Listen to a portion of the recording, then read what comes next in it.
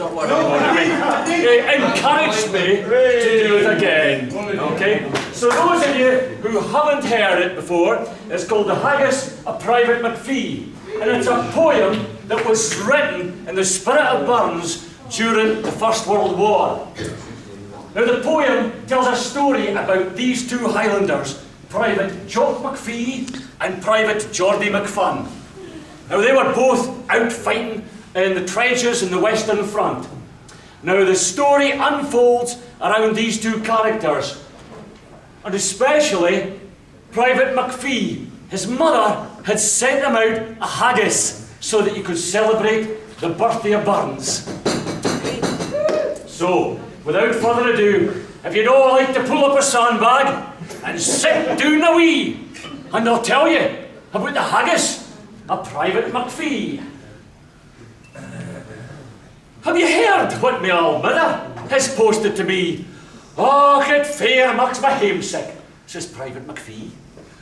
And fit that you send ye, says Private McPhun, as he cocked his rifle and blazed at the Hun. A haggis, says Private McPhee. Oh, the brawest big haggis I ever did see. And just think, it's the morn when fond memory turns to haggis and whisky and the birthday of Burns.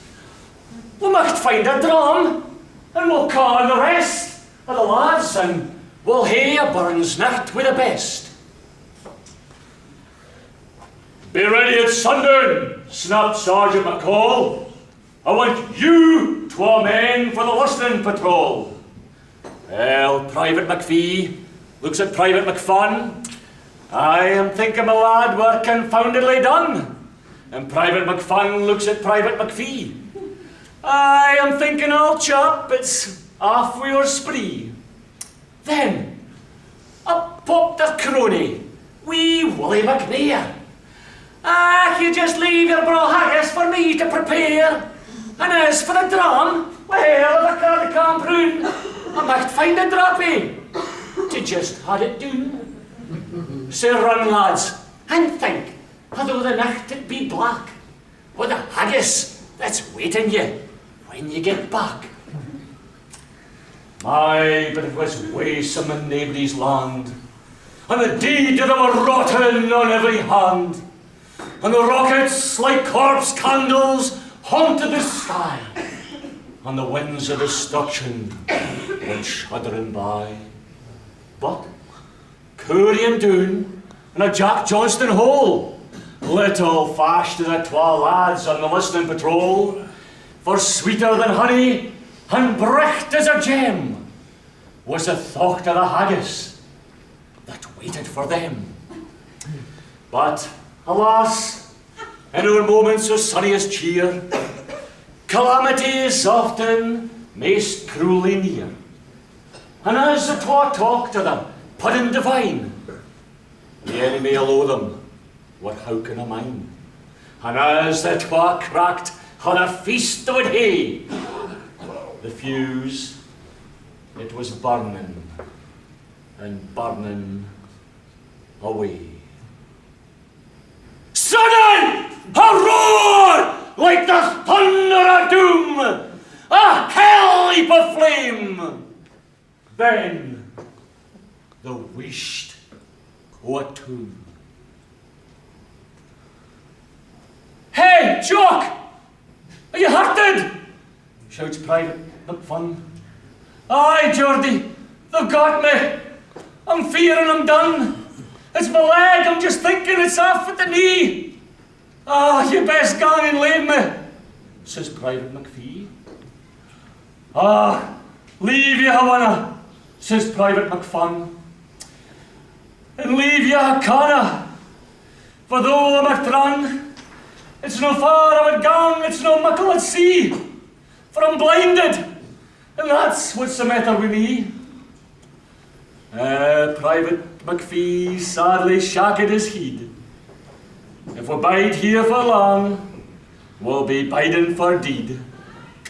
And yet, Geordie lad, I could gang well content if I just tasted that haggis that my old mother sent. That's droll, says McPhun. You've just speakit my mind. Och, I ken it's a terrible thing to be blind, but it's no that embitters my lot. It's missing that braw muckle haggis you got. Well, for a while they were silent. Then up once again spoke Private McPhee, though he whistled in pain.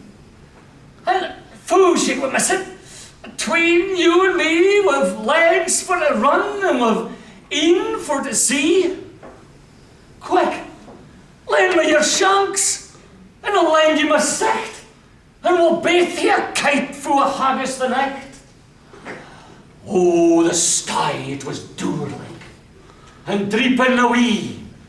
His Private McFun grabbed Private McPhee, and the glare it was filing and creasing the grun. His Private McPhee guided Private McFun.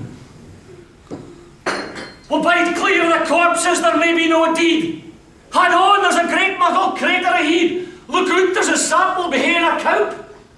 Star shell, for God's sake, doon lad, on your doubt. Up now, had gone. Oh, you're doing just fine. Before the nicht's finished, on Haggis will dine. There was death and destruction on every hand. There was havoc and horror on naebody's land. And the shells bickered down with a crump and a glare. And aimless wee bullets were dinging the air.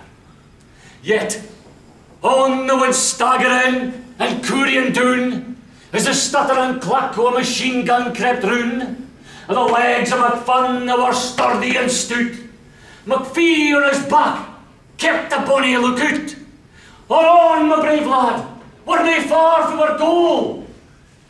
I think I hear the braw swearing of Sergeant McCall. But strength has its limit. And Private McFun, we're sobbing a curse fella's length on the grun. Private McPhee shouts out to his ear, just think of the haggis, I can smell it for here. It's gushing with juice, it's a balm in the air. It's steaming for us, and we're just about there.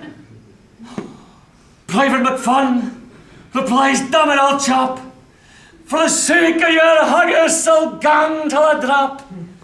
And he gets on his feet, with a heave and a strain, and onwards he staggers in passion and pain. And the glare, and the flare, and the fury increase, till you think they're just taken, oh hell, on a lease. But on they go reeling in pitiful plight. Now someone is shouting, awa to the right. Now someone is running, and now they can hear.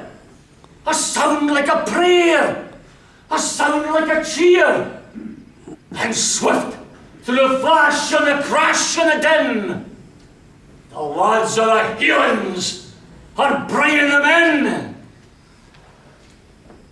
Aye, they're both sorely wounded, but is it no droll who the rave about haggis? Says Sergeant McCall. When, hurtling along, comes wee Willie McNair. I wondered who he was greeting to see her. I just lifted it out of the pot, and there it lay steaming and savoury hot. And sudden, I duked at the fleet to a shell. It dropped in the haggis and it dinged it to hell.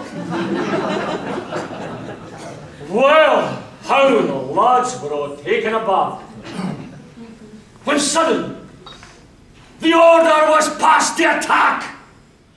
And up from the trenches like lions they leapt, and on through the night like a torrent they swept, and on with their bayonets thrusting before, and on to the foe with a rush and a roar, and wild to the welkin their battle cry rang, as down on the enemy like tigers they sprang. And there wasn't a man but a death in his ee, as he thought o' the Haggis o' Private McPhee.